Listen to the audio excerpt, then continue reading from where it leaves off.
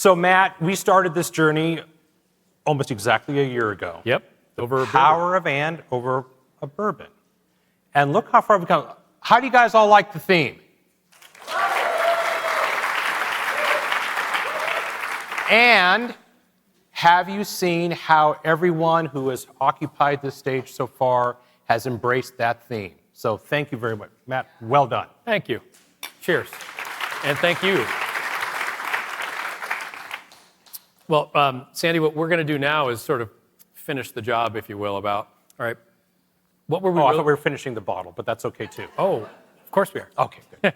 We'll talk about that actually at the end. But what we said at the opening earlier today, right, is that and wins. And we said it's the only way that we can solve our biggest challenges and capitalize on our tremendous opportunities.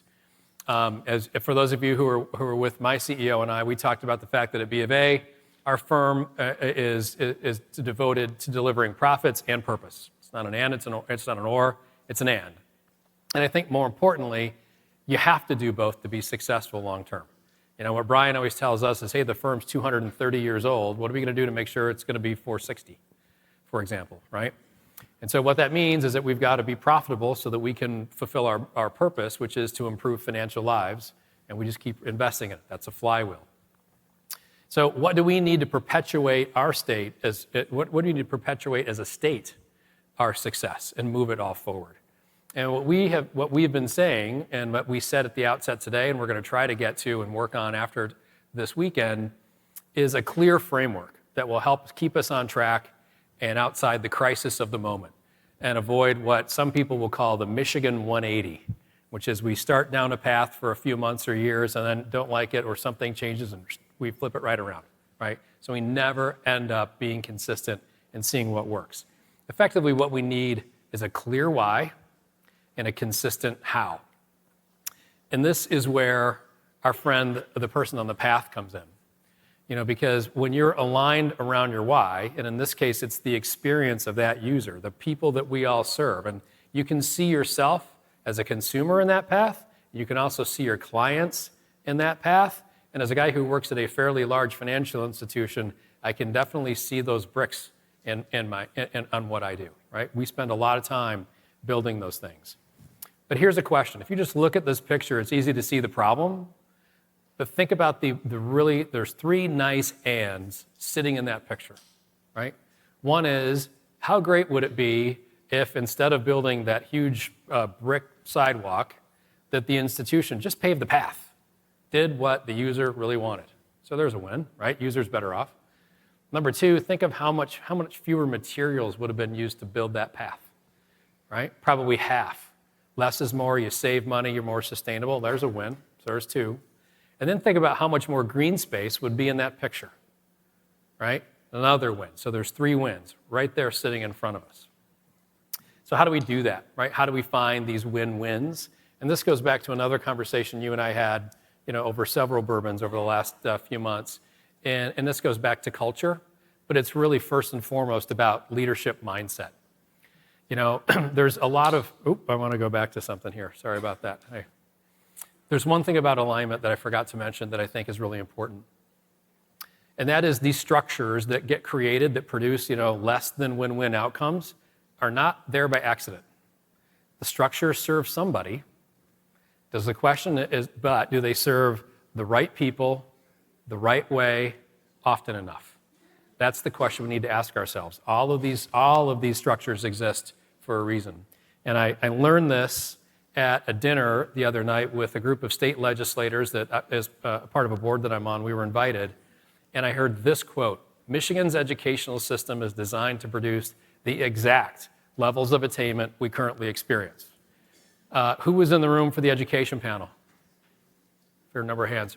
Raise your hand if you feel good about what you heard about our attainment. Yeah, nobody, right?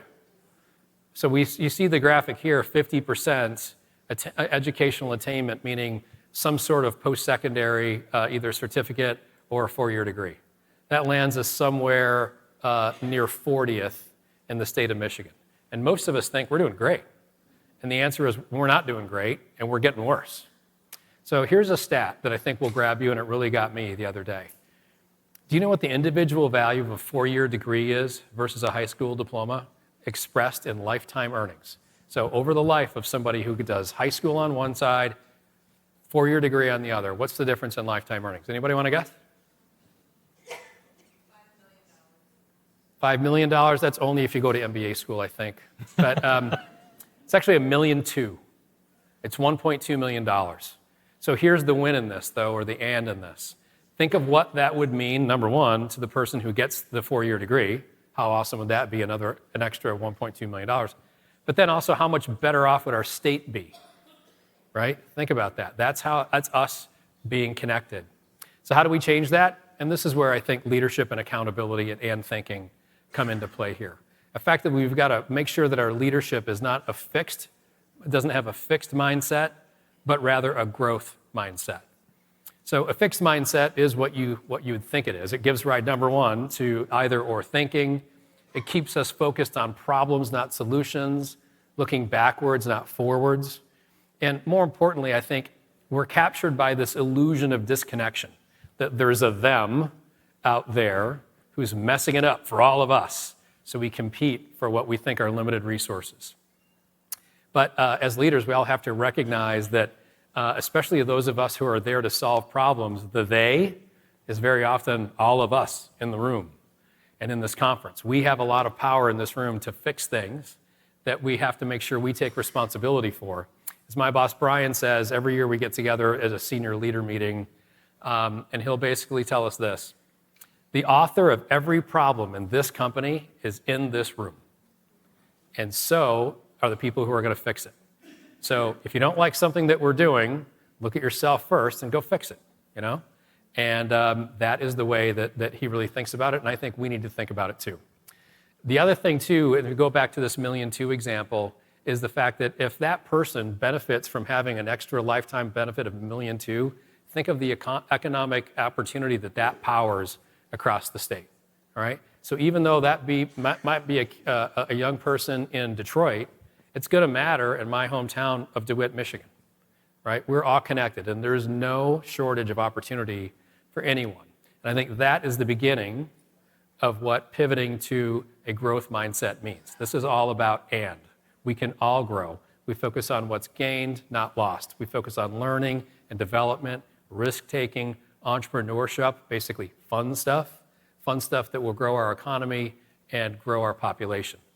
Essentially, we're looking forwards, we're not looking backwards, and we're sharing and celebrating wins, both big and small, all along the way. Okay, well, here's the thing. We have to remember this stuff's hard, and we're going to pivot at times between these two mindsets. But we have to keep our eyes on the prize, and that's why consistency and cohesion are so important. Sandy's going to talk a lot about this in a second. And remember an old African proverb. I heard this the other day that I really thought was important, and I think it's applicable to this situation. If you want to go fast, go alone. But if you want to go far, go together.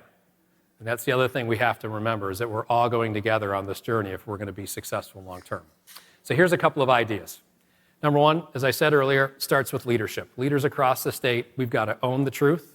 We've got to articulate the facts. If you're a Jim Collins fan, that means confront the brutal facts, and then articulate a really simple and inclusive why that we can all rally around. Why is it that we want to do this? And then we have to start to make a case for change by saying, this is what's in it for you, right? I think it would be really helpful, for example, if a high school junior knew that the lifetime earning potential of them going beyond high school is $1.2 million. So, and then the last thing here is to remember that the them includes us. Consequently, if we're going to articulate a vision, it can't be by trashing them, because them is us. See what I mean? So too often when we hear, especially politicians, talk about a vision, it starts off with party X is wrong because of Y, right? That doesn't work. We've got to do something that aligns everybody. So we focus on growth, we focus on education, we focus on development, and we focus on winning together, right? Okay, easy to say, probably harder to do, but Sandy is going to go a layer deeper with the why and help us get started on the how. So Sandy, over to you. So all I have to do is fix the how problem. So let's got it. talk about this for a second. So as Matt and I have been talking about the power of and how we get there, it's really important to understand where Michigan voters are now and what they're thinking. So just to kind of set the stage, no pun intended, here's what our chamber polling, our statewide chamber polling with the Glenn Gariff Group is showing. When we ask Michiganders across the state, who do you trust? Not surprisingly, almost at the top of the list are our neighbors. Makes sense. At close to the bottom of the list are voters of the other party, which strikes me as a little odd because unless you live in a very unique neighborhood, I'm sure you have neighbors of the other party. When you look at how people feel that they're doing economically versus how the economy is doing, the disconnect couldn't be greater. 72% of Michiganders say that they are doing as well, if not better, than they were a year ago. And this is a number that actually has stayed relatively constant since the dawn of the pandemic. But if you look at the University of Michigan Consumer Confidence Index, in May, just this month, it was at 59. Right before the pandemic, it was 101, and 100 is considered healthy. So the same people who are saying, hey, I feel good about my economic situation, and only 17% say that, oh, I'm worried about losing my job, which in Michigan is a fabulous number, by the way, but people feel very, very sour about the economy. So they're not translating how they're doing with how the rest of the economy is doing. Is Michigan and the U.S. on the right track or the wrong track? Well, not surprisingly, based on the University of Michigan number, a majority of people feel that we're on the wrong track. But in Michigan, people feel that we're 42% on the right track, and those same voters said that the U.S. is on the right track at only 18%. So it's interesting. Is Michigan that much different than the rest of the nation? So again, we have a very different perspective as Michiganders about how we're doing locally versus how others are doing. To expand on Matt's point about educational attainment, when you ask Michiganders, is college very important for a successful job? Only 8% of Michiganders say yes. Now, as we have heard from our last panel and our Mackinac moment, certainly we're not arguing that everyone needs to go to college. There are multiple pathways to a successful life that don't include a formal four-year degree. But 8% strikes me as a relatively low number, especially when you think that those same voters say that 80% of them support state support for tuition support for 2 years of additional training beyond high school. So there's a great well of support for the policy initiatives that we all want to enable here. This EV1 is interesting. So here are our companies working around the clock, betting the farm literally on the EV revolution. And you ask Michigan voters, is moving from ICE to EV a good business? Is this something that our companies are doing because of consumer demand or market forces? Only 18% say, yeah, that's why they're doing it. You know what the balance are saying? They're saying that it's our companies caving in to environmentalist or government pressure. Okay, I'm not sure how much business knowledge that they have, but that's generally not how multinational corporations work. And what are the EV demand forecasts? In the US, it's 35% of new car sales, not total cars on the road. So there's a real disconnect here.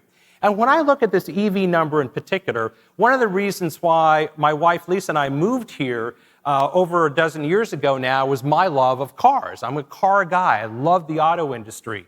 But I grew up in the Pacific Northwest. And when I grew up in the Pacific Northwest, it was timber country. But when I was growing up there, I don't recall people saying that, oh, gee, I wish we could go back to the days that we were a timber community. And it was kind of a mindset difference that I found interesting coming here, where, in other parts of the country where people are kind of looking forward, what's the new technology? How can we embrace it? How can we adapt it? What can we do? Here we've got to get over ourselves and figure out what is new and exciting and get excited about it. So, what do we need to do? So, I talked about 5 C's at the opening. Here's another 5 C's: cohesion, collaboration, consistency. We talked about the Michigan U-turn, right? I just thought that was a traffic thing, but apparently it goes more than that. Compromise, we certainly need, and common sense. So 2 things. These are the 2 takeaways I want to leave everyone with. Number 1, we need to figure out how to move from a strictly programmatic approach to any of our challenges in Michigan to an alignment approach. Too often, we are so busy, setting up new initiatives, new entities, not reforming the old ones, not updating old institutions to meet modern problems, and we're arranged in silos like it is, on the left-hand side of the chart.